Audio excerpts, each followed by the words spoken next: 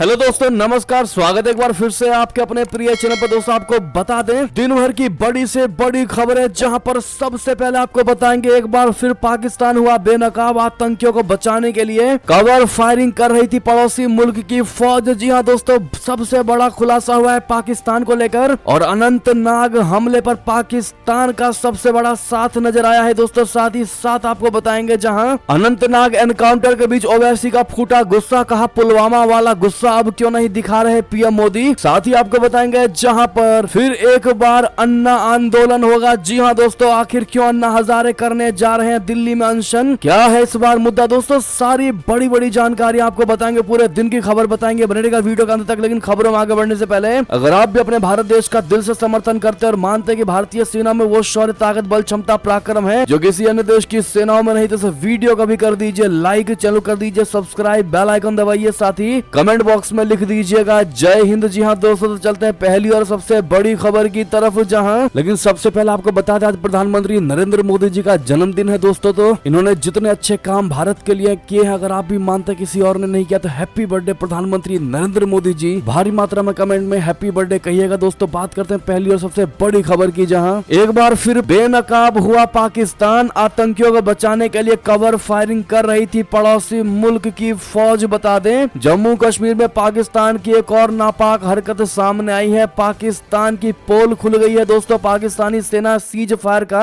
उल्लंघन करते हुए आतंकवादियों को कवर फायरिंग दी। जानकारी के मुताबिक तीसरे आतंकी को भागने के लिए पाकिस्तानी सेना ने कवर फायरिंग दिया था। इतना ही नहीं, पाकिस्तान की ओर से फायरिंग भी की जा रही है। पुलिस अधिकारियों ने बताया है कि यह ऑपरेशन उत्तरी कश्मीर जिले के उरी सेक्टर में किया गया था। जी हां दोस्तों, बिल्कुल बड़ी खबर आपको हम बता रहे हैं। एक्सक्लूसिव जानकारी, बारामूला जिले में शनिवार को सुरक्षा बलों ने नियंत्रण रेखा यानी एलओसी पर घुसपैठ की कोशिश को नाकाम करते हुए 3 आतंकवादियों को मार गिराया। पुलिस अधिकारियों ने बताया कि बारामूला जिले के उरी क्षेत्र के सीमावर्ती इलाके हथलंगा में आतंकवादियों के खिलाफ अभियान चलाया गया। सेना की चिनार कोर ने एक्स पर एक पोस्ट में लिखा कि भारतीय सेना, जम्मू कश्मीर पुलिस और खुफिया एजेंसियों के संयुक्त अभियान में बारामूला के उरी क्षेत्र में नियंत्रण रेखा के पास आज सुबह घुसपैठ की कोशिश को नाकाम कर दिया गया। जी हाँ दोस्तों, यानी कि आतंकी घुसपैठ में पाकिस्तानी आर्मी का सबसे बड़ा हाथ था। कवर फायरिंग दोस्तों वो फायरिंग कही जाती है जहां पर एक आतंकवादी को बचाने के लिए सामने वाले देश को बिजी रखा जाए और ऐसा महसूस ना होने दिया जाए कि आतंकवादियों के पास हथियार, हथगोले या गोलियां खत्म हो चुकी हैं। और ऐसे में दोस्तों पाकिस्तानी आर्मी ने यह करके वाकई में बहुत बड़ा धोखा और बहुत बड़ा विश्वासघात किया है भारत के साथ। उस आतंकवादी को भगाने में उसने कवर फायरिंग की, जिसका सबसे बड़ा खुलासा भारतीय सेना ने करके दिखाया है। लेकिन दोस्तों आपको बता दें कि अनंतनाग के बाद जम्मू कश्मीर में सेना ने वाकई में शहादत का बदला जरूर लिया। उन 3 आतंकवादियों को मौत के घाट उतार डाला। जी हाँ दोस्तों, इतना ही नहीं, आपको यह भी बता दें अनंतनाग में तीनों जाबाजों की शहादत पर पूरा देश आक्रोशित है। कश्मीरी युवा ने कहा कि पाकिस्तान को खत्म करो, झंझट ही खत्म हो जाएगा। जी हाँ दोस्तों, जम्मू कश्मीर के अनंतनाग में आतंकियों से हुए एनकाउंटर में 3 बहादुर जाबाजों की मौत पर पूरा देश शोकाकुल है। देश के 3 सपूतों की मौत से कश्मीर का आवाम भी गमजदा है। तमाम जगहों पर कश्मीरी युवाओं ने आतंकवाद के खिलाफ अपना गुस्सा जाहिर करते हुए पाकिस्तान को आड़े हाथों लिया है। कई युवाओं ने मांग की है कि पाकिस्तान को खत्म कर दिया जाए। दरअसल कर्नल मनप्रीत सिंह के नेतृत्व में एक सेना और जम्मू कश्मीर पुलिस की एक यूनिट कोकेरनाग के जंगली इलाके में आतंकियों के छिपे होने की सूचना पर कॉम्बिंग कर रही थी। खुद को चारों ओर से घिरा पाकर छिपे हुए आतंकवादियों ने यूनिट पर हमला कर दिया। भारी गोलीबारी में कर्नल मनप्रीत सिंह, मेजर आशीष धोंचक और जम्मू कश्मीर के पुलिस उपाधीक्षक हुमायूं भट्ट की जान चली गई। गुरुवार को तीनों बहादुरों को अंतिम संस्कार किया गया। भारतवासियों की भी आंखें भर आई। गुस्साए लोगों में शामिल कश्मीरी युवाओं ने भी पाकिस्तान को लेकर तगड़ा वाला बयान दिया। दोस्तों एक ग्रुप ने पाकिस्तान को इस साजिश का जिम्मेदार बताते हुए उसे खत्म करने का आह्वान किया और मोदी जी से रिक्वेस्ट की है कि पाकिस्तान को खत्म कर दो, मसला ही खत्म हो जाएगा। जी हाँ, यानी दोस्तों भारतीय लोग अब ये चाहते हैं कि इसका बदला अच्छे तरीके से पाकिस्तान से लिया जाए। इतना ही नहीं दोस्तों, अनंतनाग एनकाउंटर के बीच ओवैसी का भी फूटा गुस्सा, कहा पुलवामा वाला गुस्सा अब क्यों नहीं दिखा रहे पीएम मोदी। बता दें ऑल इंडिया मजलिस इत्तेहादुल मुस्लिमीन यानी AIMIM के अध्यक्ष असदुद्दीन ओवैसी ने शनिवार को अनंतनाग मुठभेड़ को लेकर केंद्र सरकार की आलोचना की। पाकिस्तान समर्थित आतंकी हमलों के बीच अहमदाबाद में भारत पाक क्रिकेट मैच के लिए दी गई अनुमति पर भी उनका फूटा गुस्सा। उन्होंने पूछा, मेरा पीएम से मात्र ये सवाल है कि पुलवामा हमले के समय उन्होंने जो गुस्सा दिखाया था वो कहाँ है। उन्होंने आगे कहा कि आतंकी भारतीय सैनिकों के जीवन जीवन के साथ खेल रहे हैं। हमारे बीच गोलियों का क्रिकेट मैच चल रहा है, शहीद हो रहे हैं भारतीय सेना। क्रिकेट मैच खेलने से पहले इस खेल को खत्म करने की जरूरत है। वैसे दोस्तों अगर देखा जाए तो ये बिल्कुल सही समय है पाकिस्तान से बदला लेने का, भारतीय शहादत का बदला लेने का, क्योंकि पाकिस्तान के जो हुक्मरान है दोस्तों वो अभी टूटे और बिखरे पड़े हैं। वहां पर किसी एक की भी सरकार नहीं है, केयर टेकर प्रधानमंत्री। और ऐसे में आपको पता होगा कि पाकिस्तान में प्रधानमंत्री की भी नहीं चलती बल्कि सेना प्रमुख माना जाता है। अब ऐसे में अगर आप भी मानते वाकई में बिल्कुल सही समय है पाकिस्तान से बदला लेने का, भारतीय सैनिकों के शहादत का बदला लेने का, तो अपनी राय अवश्य रखिएगा दोस्तों। लेकिन आपकी प्रधानमंत्री नरेंद्र मोदी जी से क्या रिक्वेस्ट होने वाली होगी इस मुद्दे पर बताइएगा जरूर। देखते हैं क्या कहती है हमारी भारत की जनता। और आज जितना ज्यादा हो सके दोस्तों इस वीडियो को इतना शेयर करिएगा व्हाट्सएप, फेसबुक, ट्विटर पर, ताकि हर कोई पाकिस्तान के इन मंसूबों और इस चाल को समझ सके और अपनी राय रख सके। चलते अगली खबर की तरफ, जहां कनाडा ने रोकी भारत के साथ व्यापार वार्ता। आखिर दोनों के रिश्तों में क्यों आई खटास बता दें। भारत और कनाडा के रिश्तों में आई खटास वक्त के साथ बढ़ती जा रही है। पिछले दिनों कनाडा के प्रधानमंत्री जस्टिन ट्रूडो G20 शिखर सम्मेलन में शामिल होने भारत आए थे। शिखर सम्मेलन के साइड लाइन पर भारत के पीएम नरेंद्र मोदी और ट्रूडो के बीच बातचीत हुई। इस दौरान नरेंद्र मोदी ने कनाडा में बढ़ती अलगाववादी गतिविधियों का मुद्दा उठाया। उन्होंने भारतीय राजनयिक मिशनों पर हमला करने वाले खालिस्तान समर्थकों पर कार्रवाई की मांग की। इसके कुछ दिनों बाद कनाडा ने कहा कि वो अपने व्यापार मिशन को भारत नहीं भेजेगा। इस मिशन को अक्टूबर में भारत आना था। कनाडा के व्यापार मिशन को भारत के साथ द्विपक्षीय मुक्त व्यापार समझौते पर बात करनी थी। दोनों देशों ने पहले कहा था कि इस साल व्यापार समझौते हो जाएंगे। अब द्विपक्षीय मुक्त व्यापार समझौते के लिए बातचीत को रोक दिया गया है। भारत के बाद सबसे अधिक सिख आबादी कनाडा में रहती है। पिछले कुछ समय में कनाडा में खालिस्तानी गतिविधियां बढ़ी हैं। कनाडा खालिस्तानी आतंकियों के लिए पनाहगाह बना हुआ है। कनाडा में रहकर खालिस्तानी आतंकी भारत के खिलाफ काम कर रहे हैं और वहां की सरकार इसे रोक नहीं रही है। इस बात को लेकर भारत सरकार नाराज है। इसके चलते दोनों देशों के रिश्ते तनावपूर्ण बने हुए हैं। ब्लूमबर्ग ने बताया था कि दिल्ली में G20 शिखर सम्मेलन से पहले पिछले महीने कनाडा की सरकार ने भारत के साथ व्यापार वार्ता रोकने का अनुरोध किया था। इसका कोई कारण नहीं बताया गया था। भारत और कनाडा ने पहली बार 13 साल पहले 2010 में व्यापार समझौते के लिए बातचीत शुरू की थी। दोस्तों अगली खबर की बात करते हैं, जहां पर BRI के जाल में छटपटाता नेपाल। फिर भी बीजिंग जा रहे हैं प्रधानमंत्री प्रचंड। क्या बीजिंग की बदतमीजी का देंगे जवाब, बता दें। नेपाल जिसने पिछले कुछ सालों में चीन के साथ मजबूत संबंध बनाए हैं, उसने साल 2017 में चीन के साथ BRI इनिशिएटिव पर साइन किए थे और वर्तमान में चीन नेपाल का सबसे बड़ा ऋणदाता है। नई दिल्ली के बाद चीन काठमांडू का दूसरा सबसे बड़ा व्यापारिक भागीदार और प्रत्यक्ष विदेशी निवेश का सबसे बड़ा स्रोत है। बीजिंग ने नेपाल के साथ अपनी सक्रिय भागीदारी को बढ़ाया है, जैसा कि उसने भारत के अन्य दक्षिण एशियाई पड़ोसियों के साथ किया है। उसने BRI के लॉन्च के बाद उसे मुख्य रूप से बुनियादी ढांचागत परियोजनाओं पर ध्यान केंद्रित किया है। ऐसे समय में जब काठमांडू नेपाल के संविधान के नए चार्टर के संबंध में नई दिल्ली की चिंताओं के कारण नई दिल्ली से आर्थिक नाकेबंदी का सामना कर रहा था, जिस पर नेपाल ने कोई ध्यान नहीं दिया। उस वक्त बीजिंग 2016 की सीमा पार गमन संधि के माध्यम से एक उदार मित्र के रूप में उभरा। भूमि से घिरे हिमालयी राष्ट्र को तीसरे देश के व्यापार के लिए चीनी क्षेत्र का इस्तेमाल करने की इजाजत दी गई। जी हाँ दोस्तों, अब ऐसे में BRI के जाल में पूरे तरीके से नेपाल को चीन ने फंसा दिया है। अब ऐसे में ये कयास लगाए जा रहे हैं कि चाइना में जाकर के बीजिंग की बदतमीजी का जवाब दे सकते हैं नेपाली पीएम, पर कहीं ना कहीं ये कहने वाली बात भी हो सकती है। चलते अगली खबर की तरफ, जहां पर चीनी राष्ट्रपति पर इतनी बौखलाई क्यों है। जर्मन विदेश मंत्री एनालेना बेयरबॉक जिनपिंग को बताया तानाशाह। जी हाँ, जर्मन विदेश मंत्री एनालेना बेयरबॉक ने शुक्रवार को चीनी राष्ट्रपति शी जिनपिंग को तानाशाह करार दिया है। उन्होंने कहा कि जर्मन सरकार यूक्रेन के लिए अपने समर्थन को हर हाल में जारी रखेगी। बेयरबॉक ने यूक्रेन युद्ध को लेकर रशिया का समर्थन करने पर चीन के प्रति अपने गुस्से का इजहार किया। उनके इस बयान पर चीन का बौखलाना तय माना जा रहा है। चीन और जर्मनी में पहले ही व्यापार को लेकर तनाव है। हाल में ही यूरोपीय संघ ने भी चीनी कंपनियों के खिलाफ जांच का ऐलान किया है। ऐसे में चीन जर्मन विदेश मंत्री पर प्रतिबंध भी लगा सकता है। जी हाँ दोस्तों, अगली खबर की बात करते हैं, जहां यूक्रेन ने भारतीय हीरा कंपनी को इंटरनेशनल वॉर स्पॉन्सर बता लगाया प्रतिबंध। ये G20 का बदला तो नहीं। जी हाँ बता दें, यूक्रेन ने एक भारतीय हीरा कंपनी को युद्ध के अंतर्राष्ट्रीय प्रायोजकों की सूची में शामिल किया है। यूक्रेन का मानना है कि भारत की यह कंपनी युद्ध के बीच रशिया की आर्थिक मदद कर रही है। इससे यूक्रेन की भारत के खिलाफ खींच बताया जा रहा है। यूक्रेन चाहता था कि भारत G20 शिखर सम्मेलन में हिस्सा लेने के लिए उसको बुलाए और अपने मंच से रशिया के खिलाफ जहर उगलने की अनुमति दे। भारत ने यूक्रेन के इस अनुरोध को ठुकरा दिया और G20 के साझा घोषणा पत्र से भी रशिया को बतौर आक्रमणकारी शामिल नहीं किया। इस पर यूक्रेन ने उस वक्त कड़ी प्रतिक्रिया भी दी थी। ऐसे में माना जा रहा है कि यूक्रेन का ये एक्शन भारत के खिलाफ उसी खींच का परिणाम हो सकता है। साथ ही साथ दोस्तों अगली खबर की बात करें, जहां तेजस की फौज खड़ी करने जा रहा भारत। एयर चीफ मार्शल ने बताया MiG-21 विमानों की छुट्टी का प्लान। आपको बता दें, स्पेन दौरे पर गए air chief marshal VR Chaudhary ने भारतीय वायुसेना से MiG क्लास के विमानों को रिटायर करने का प्लान बताया है। उन्होंने कहा है कि जल्द ही भारतीय वायुसेना से MiG-21, MiG-23 और MiG-27 विमानों के बेड़े को रिटायर कर दिया जाएगा। इन विमानों की जगह भारत के स्वदेशी SCA तेजस को शामिल किया जाएगा। Air chief marshal VR Chaudhary ने 13 सितंबर को स्पेन के सेविले में एयरबस के एयरक्राफ्ट मैन्युफैक्चरिंग फैसिलिटी में भारतीय वायुसेना के लिए बनाए गए पहले C-295 विमान का हैंडओवर लिया था। C-295 विमान को पुराने एवरो 748 बेड़े से बदला जाएगा। भारत ने सितंबर 2021 में 21,935 करोड़ रुपए की लागत से 56 एयरबस C-295 विमानों का अधिग्रहण का सौदा किया था। पहले 16 C-295 को सेविले में असेंबल किया जाएगा, जबकि बाकी के 40 विमानों को टाटा एडवांस्ड सिस्टम लिमिटेड के सहयोग से गुजरात के वडोदरा में बनाया जाएगा। दोस्तों ऐसे में अपने भारतीय वायुसेना को आप लोग ऑल द बेस्ट जरूर कहिएगा इस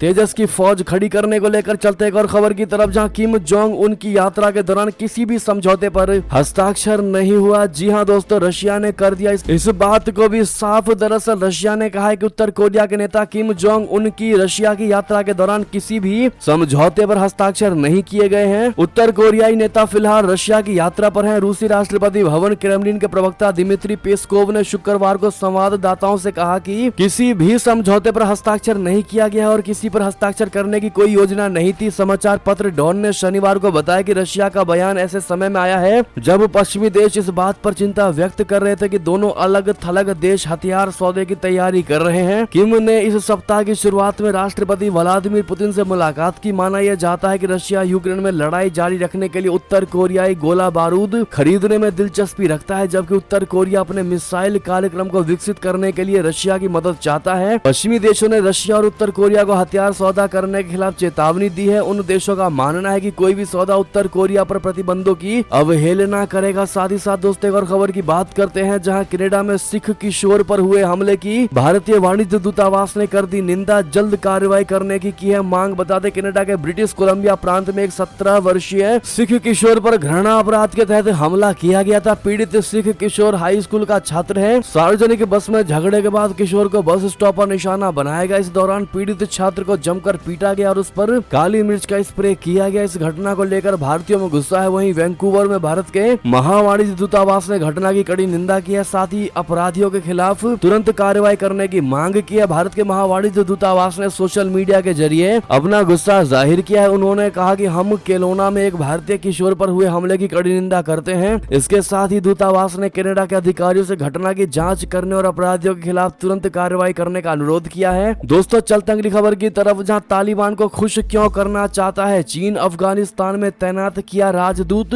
ड्रैगन की छिपी चाल आखिर क्या है वो आपको बता दें। चीन ने अफगानिस्तान पर तालिबान के कब्जे के बाद पहली बार अपने राजदूत को काबुल में तैनात किया है। बुधवार को एक भव्य समारोह में अफगानिस्तान में चीन के नए राजदूत झाओ जिंग ने अपना परिचय पत्र प्रस्तुत किया। अगस्त 2021 में तालिबान के सत्ता में वापस आने के बाद झाओ जिंग पद संभालने वाला पहले विदेशी राजदूत बन गए हैं। तालिबान ने झाओ की तैनाती को एक नए अध्याय की शुरुआत की है। हालांकि अफगानिस्तान पर उसके शासन को किसी भी विदेशी सरकार ने आधिकारिक रूप से मान्यता नहीं दी है। चीनी विदेश मंत्रालय ने भी औपचारिक मान्यता की उम्मीदों को कम करने की कोशिश की। ऐसे में सवाल उठता है कि जब पूरी दुनिया तालिबान को अलग थलग करने की कोशिश कर रही है, तब चीन उसके साथ प्रेम के पींगे बढ़ाने की आखिर क्या जरूरत पड़ गई है। पर्यवेक्षकों का मानना है कि चीन तालिबान के साथ घनिष्ठ संबंध बनाने की कोशिश कर रहा है, क्योंकि वर्तमान में उसका कोई दोस्त नहीं है। सबसे करीबी देश पाकिस्तान के साथ तालिबान का पहले से ही गंभीर सीमा विवाद चल रहा है। वहीं कतर भी अब तालिबान की उस हद तक मदद नहीं कर रहा है जो वो अफगानिस्तान के कब्जे से पहले तक कर रहा था। ऐसे में चीन को अफगानिस्तान में पांव जमाने का मौका नजर आ रहा है। चीन ने सामान्य राजनयिक प्रोटोकॉल से हटकर पिछली अमेरिकी समर्थित सरकार के पतन के बाद काबुल में राजदूत स्तर के संबंध और एक दूतावास बरकरार रखा था। दोस्तों बात करते हैं अगली बड़ी खबर की, जहां हाफ रही चीनी अर्थव्यवस्था को एक और तगड़ा झटका। आखिर क्यों चीन से मुंह मोड़ रही विदेशी कंपनियां, बता दें। कोरोना से पहले तक दुनिया की फैक्ट्री कहलाने वाला चीन इन दिनों अपनी इकोनॉमी को बचाने में जुटा है। चीन की अर्थव्यवस्था खस्ता हाल में पहुंच गई है। आर्थिक मोर्चे पर मुश्किलों के सामना कर रहे चीन के राष्ट्रपति शी जिनपिंग गिरती अर्थव्यवस्था को संभालने में फेल होते दिखाई दे रहे हैं। चीन को अपनी दुश्मनी दुश्मनी अब भारी पड़ रही है। अमेरिका और चीन की तलखी किसी से छिपी नहीं है। अब चीन को दुनिया के सबसे बड़े निवेशक ने झटका दे दिया है। जी हाँ, वहीं कई और विदेशी निवेशकों से भी चीन से भारी निवेश निकालना शुरू कर दिया है। दुनिया के कई देशों ने चीन को बॉयकॉट करना शुरू कर दिया है, जो चीन के लिए एक बड़ा और तगड़ा झटका है। दुनिया के सबसे बड़े सिंगल इन्वेस्टर ने चीन से अपना पूरा कारोबार समेटना शुरू कर दिया है। जी हाँ दोस्तों, दुनिया के सबसे निवेशकों में से एक सोवरन वेल्थ फंड को ऑपरेट करने वाले नार्गेस बैंक इन्वेस्टमेंट मैनेजमेंट यानी एनबीएम ने चीन से अपना कारोबार समेटने का ऐलान कर दिया है। चलते अगली खबर की तरफ, जहां रूस के स्टाइल में आर्मेनिया पर हमला करने की तैयारी में अजरबैजान सीमा पर सैनिकों को किया तैनात। बता दें, रशिया यूक्रेन युद्ध से त्रस्त दुनिया एक और जंग की गवाह बनने जा रही है। ये जंग दशकों पुराने दो दुश्मन अजरबैजान और आर्मेनिया के बीच होने वाला है। कई ओपन सोर्स इंटेलिजेंस ने दावा किया है कि अजरबैजान सीमा के नजदीक तेजी से अपने सैनिकों की संख्या बढ़ा रहा है। उसने बड़े पैमाने पर हथियारों और दूसरे सैन्य साजो सामान को भी सीमा के नजदीक पहुंचा दिया है। पिछले कई दिनों से आर्मेनिया भी ऐसा ही दावा कर रहा है। ब्रिटिश मीडिया टेलीग्राफ ने the centre for information resilience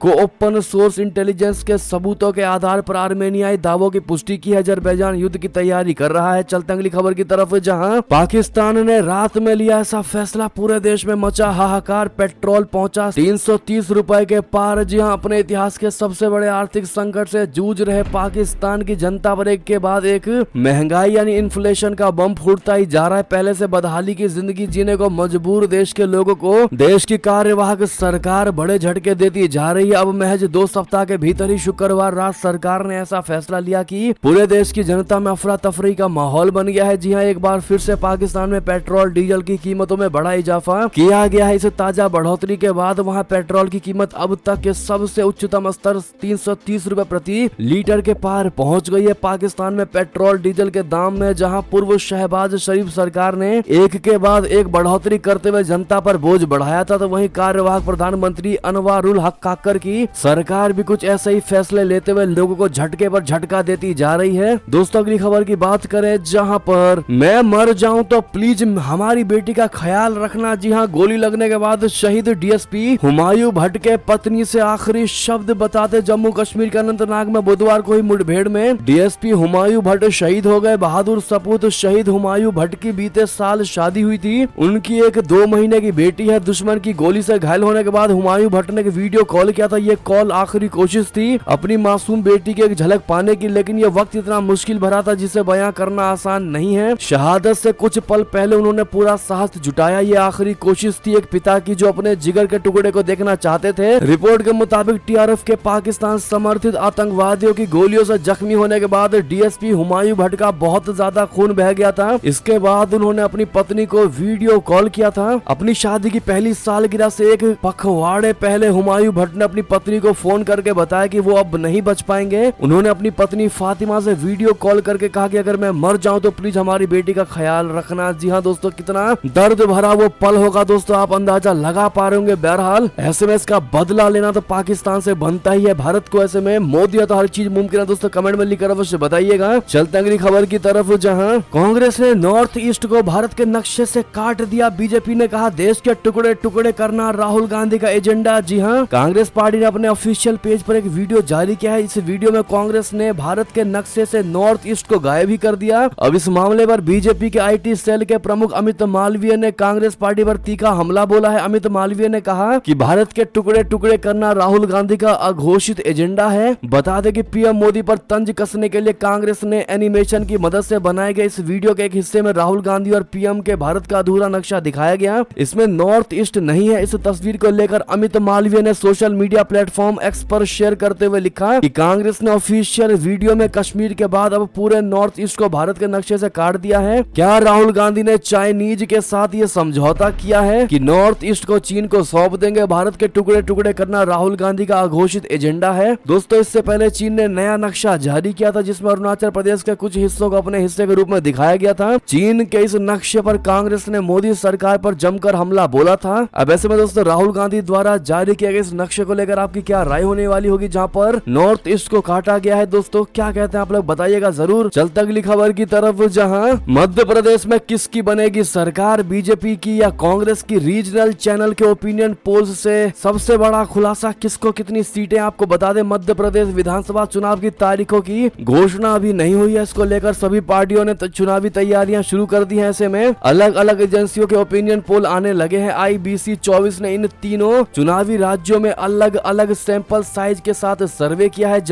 सर्वे में जनता से राज्य में किसकी सरकार बनेगी को लेकर सवाल किया गया। MPCG के रीजनल चैनल के ओपिनियन का अनुमान है कि इस साल के अंत में होने वाले विधानसभा चुनावों में बीजेपी 110 से 120 सीटों के साथ मध्य प्रदेश में सत्ता बरकरार रखेगी। ओपिनियन पोल के अनुसार इस साल में होने वाले मध्य प्रदेश विधानसभा चुनाव में बीजेपी की सरकार में वापसी हो सकती है। बीजेपी को 110 से 120 सीटें मिल सकती है, जबकि कांग्रेस के खाते में 101 से 110 सीटें आ सकती हैं, जबकि अन्य पार्टियों की झोली में 5 से 10 सीटें आ सकती हैं। वहीं वोट परसेंट की बात करें तो 52% लोगों ने बीजेपी को, जबकि 44% लोगों ने कांग्रेस को वोट देने की बात कही है। वहीं 4% लोगों ने अन्य पार्टी पर भरोसा जताया है। बहरहाल इस पर आपकी क्या राय होगी दोस्तों, कमेंट में लिखकर अवश्य बताइएगा। कौन होगा MP में सवा शेर, कमेंट में लिखकर अवश्य बताइएगा। चलता अगली खबर की तरफ, जहां स्वार्थी गठबंधन से बिहार में आएगा जंगल राज। अमित शाह जी का नीतीश लालू यादव पर बड़ा हमला। बता दें केंद्रीय गृह मंत्री अमित शाह जी ने बिहार के 1 दिवसीय दौरे पर पहुंचकर बिहार में रैली को संबोधित करते हुए इंडिया गठबंधन पर जमकर निशाना साधा। उन्होंने कहा कि NDA 2024 के लोकसभा चुनाव में बिहार की सभी 40 सीट पर जीत दर्ज करेगा और 2019 का रिकॉर्ड तोड़ देगा। हाल ही में G20 देशों में शामिल हुए अफ्रीका संघ के बारे में उन्होंने कहा कि प्रधानमंत्री मोदी की वजह से अफ्रीकी संघ को G20 में शामिल किया गया। भाजपा नेता ने कहा कि बिहार में जो स्वार्थी गठबंधन बना है वो प्रदेश